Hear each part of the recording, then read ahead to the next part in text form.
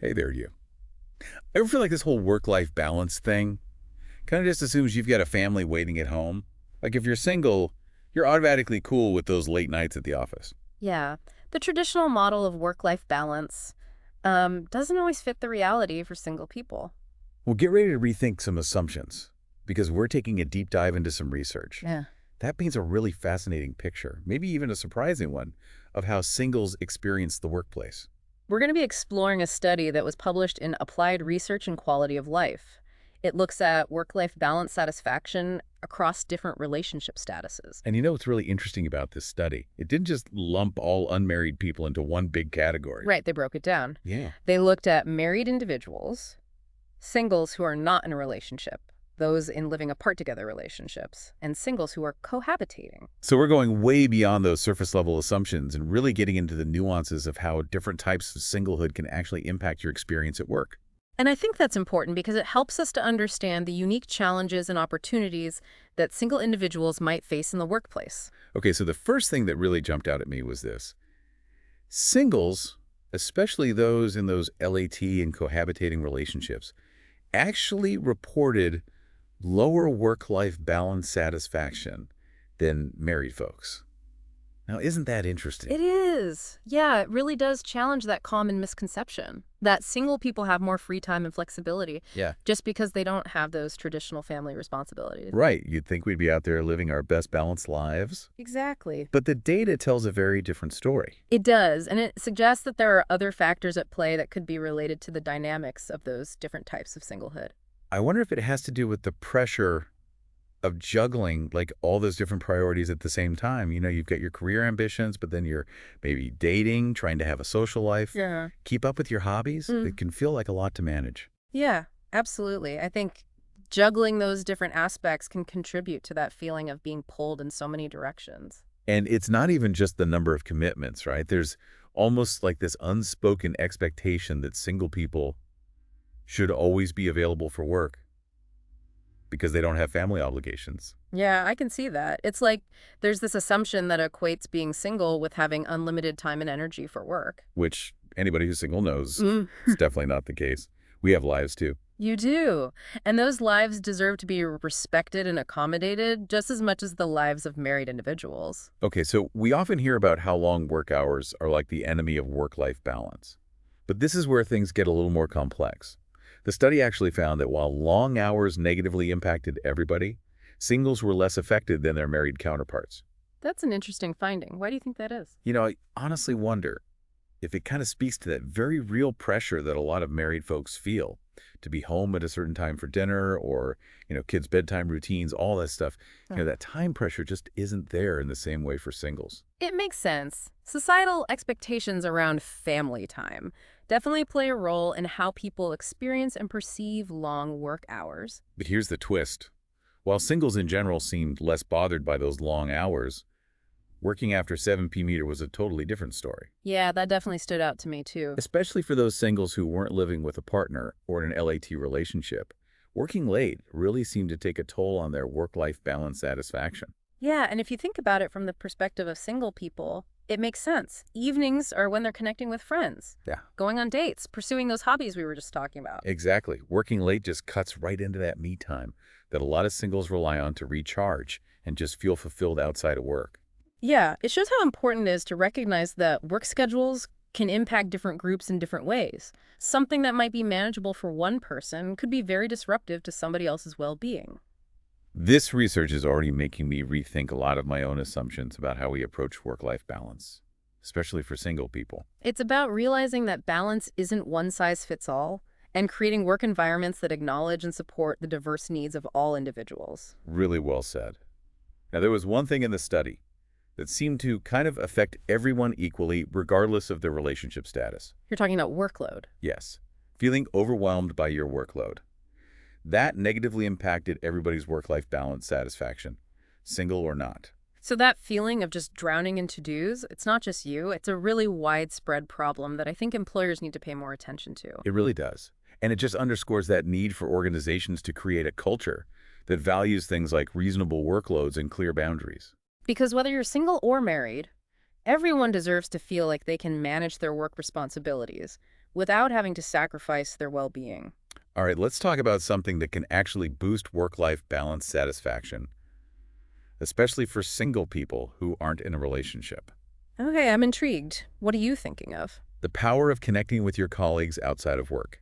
The study found that meeting up with coworkers after hours had a really positive effect on this particular group. Now that is fascinating. I wonder if, for some singles, work friends can kind of provide that sense of community and support that's often associated with family. It's almost like having a built-in social network right there at the office. And I think organizations can really play a role in fostering those connections by creating opportunities for social interaction among employees. Absolutely. Things like team outings, after-work activities, or even just a workplace culture that encourages casual conversations and friendships. It's about building that sense of belonging and camaraderie, which can be so valuable for single individuals who might not have that traditional family structure outside of work. So we've covered a lot of ground already, and it's pretty clear that being single doesn't automatically mean you're immune to work-life balance challenges. Definitely not. In fact, this research suggests that certain groups of single individuals might actually face unique challenges that we often overlook. But the good news is that by understanding these dynamics, we can start to advocate for ourselves and create work environments that truly support our well-being as single people. Absolutely. And in the next part of our deep dive, we'll explore some specific strategies and tips for doing just that. Stay tuned. We'll be right back after a quick break. So how can single people actually use these insights to create a better work environment for themselves? Yeah, that's the big question, right? It's great to understand the research, hmm but what can we actually do with this information? Well, I think recognizing that your needs are valid, that's a really good place to start. Yes. Just because you don't have a family waiting for you at home doesn't mean that your time outside of work is any less important. Exactly. And recognizing that value means setting boundaries. Boundaries are so important, aren't they? Such a crucial tool for just protecting your time and your energy. They really are. And, if you're finding that you're constantly working late and it's cutting into your social life or your personal time, don't be afraid to have a conversation with your manager. It can be a tough conversation to have, Yeah. but clear communication is so key. Yeah. Maybe you could suggest ending meetings at a more reasonable hour or blocking off time in your calendar for those personal commitments. Those are good examples. Well, And you can also explore things like flexible work arrangements, like working from home a couple of days a week, or even adjusting your start and end times. it's about finding what works for you hmm and then advocating for those needs within your workplace. And this kind of ties into the workload issue, too. If you're constantly feeling swamped, it's time to speak up. This is something that so many people struggle with, but it's so important to remember you don't have to suffer in silence. Right. Talk to your supervisor about your workload and your capacity. Explain how it's impacting you and be ready to suggest solutions. Maybe you can delegate some tasks or prioritize projects more strategically, or even explore the possibility of getting some additional support. Yeah, being proactive and coming to the table with ideas is key. Now, remember that really interesting finding about work friends. hmm It turns out those connections can be especially helpful for singles who aren't in relationships. Right. Building a social network at work can actually have a real impact on your well-being and even your career.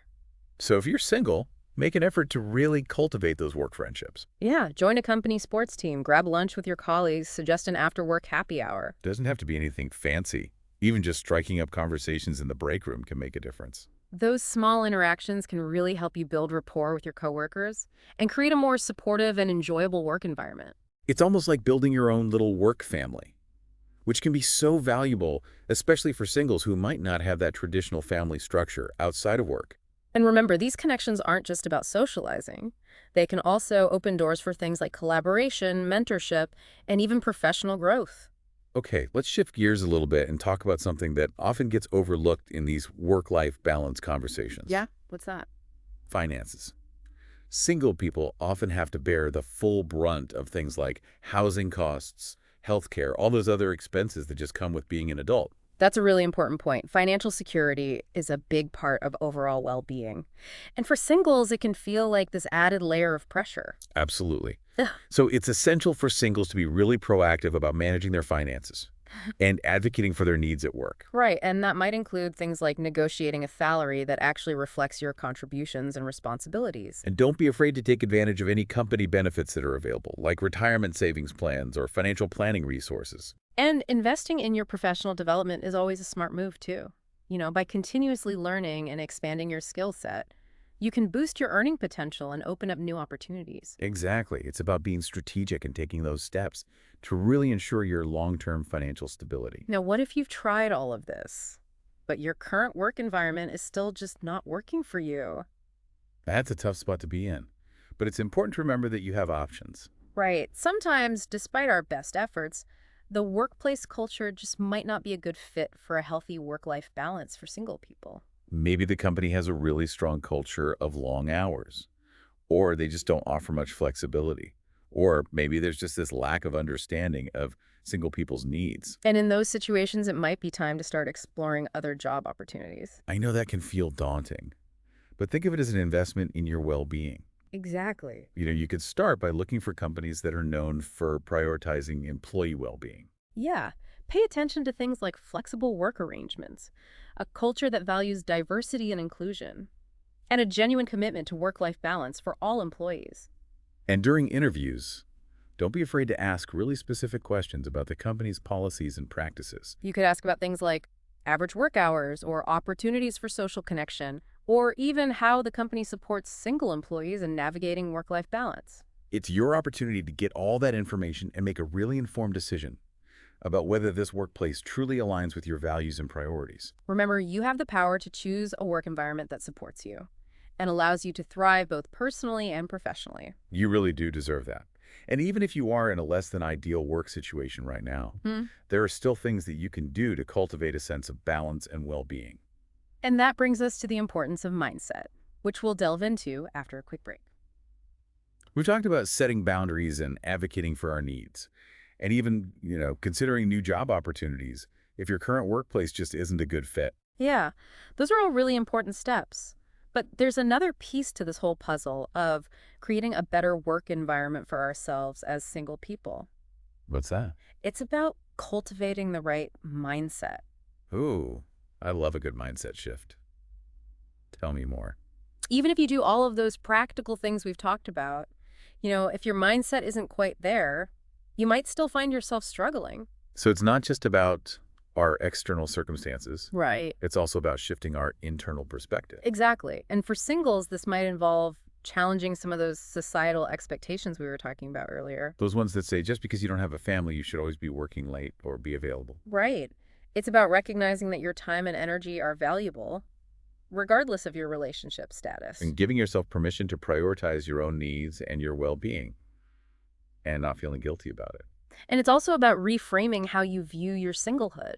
Yeah, instead of looking at it as this waiting period, before you find a partner or settle down. What if you embraced it as a time for growth and exploration? Exactly. Maybe you use this time to travel or pursue those passions you've always been curious about, or build deeper friendships, or simply enjoy the freedom and flexibility that comes with being single. It's about creating a life that feels fulfilling and balanced on your own terms. Yeah, and I think when you come to work from that place of wholeness and self-awareness, you're more likely to create a work experience that truly supports your well-being. So to all the amazing single people out there, remember this. Your time is valuable, your needs are valid, and you deserve a work environment that allows you to truly thrive. Don't be afraid to set boundaries. Advocate for yourself and create a work-life balance that really works for you as a single person. And you never know. Maybe by embracing your singlehood and prioritizing your well-being, you'll actually end up rocking this whole work-life balance thing better than anyone. That would be amazing. It would. So to wrap things up, singles, you are not alone in figuring this whole work-life balance thing out. And you have the power to create a work experience that supports your happiness and your well-being and your success, no matter what your relationship status is. Now I want to hear from you. What are your biggest work-life balance wins as a single person? Head over to our social media and share your tips and stories. Until next time, happy diving.